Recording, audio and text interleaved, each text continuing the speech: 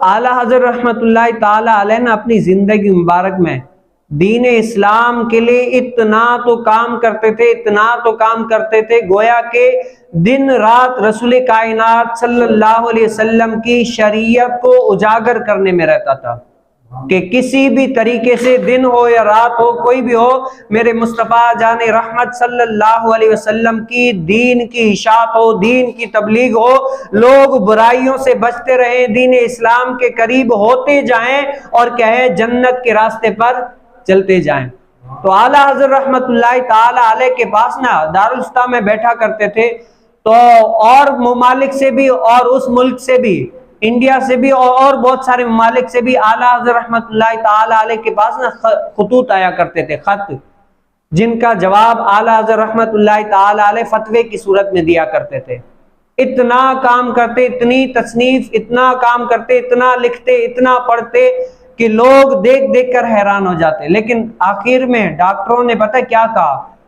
کہ اے امام احمد رضا خان فاضل بریلوی، آپ کیا کریں، اتنے کام سے گریز کیا کریں، اتنا نہ لکھا کریں، آپ کی صحت کے لیے خراب ہے۔ کیا ہے؟ جو دن رات آپ پڑھتے ہیں، مطالعہ کرتے ہیں، تصنیف کا کام کرتے ہیں، فتویٰ لکھتے ہیں، سوالوں کے جواب دیتے ہیں، اتنا سارا دین اسلام کا کام کرتے ہیں، تو آپ تھوڑا کام کم کیا کریں ورنہ آپ کی صحت بگڑ جائے گی، خراب ہو جائے گی۔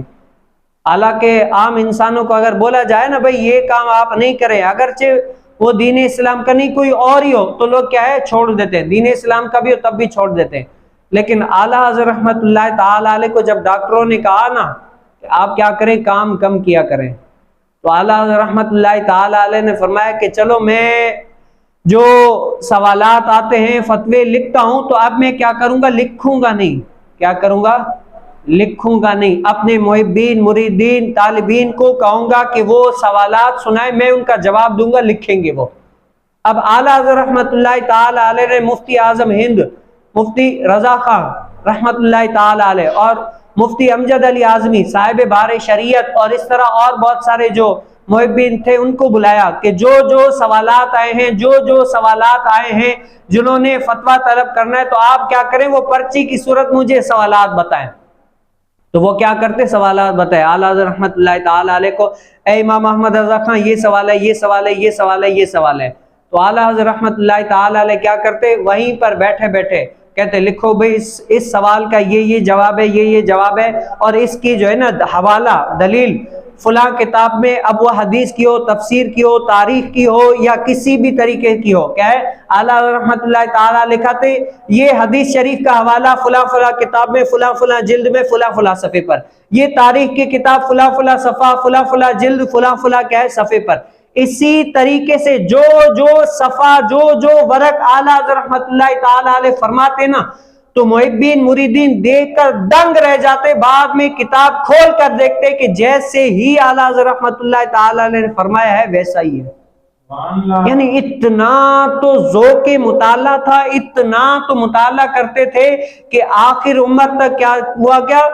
کہ کتابوں کے صفحے، جلد، سوالات سب کچھ یاد ہو گئے کہ یہ جواب جو ہے نا فلاں کتاب میں، فلاں جلد میں، فلاں ورقے پر لکھا ہوا ہے، اس کا حوالہ فلاں کتاب میں، فلاں جلد پر، فلاں جگہ پر لکھا ہوا ہے۔ یہ کیا ہے؟ یہ قوت حافظائی اللہ تعالیٰ کی طرف سے ایسی تو عطا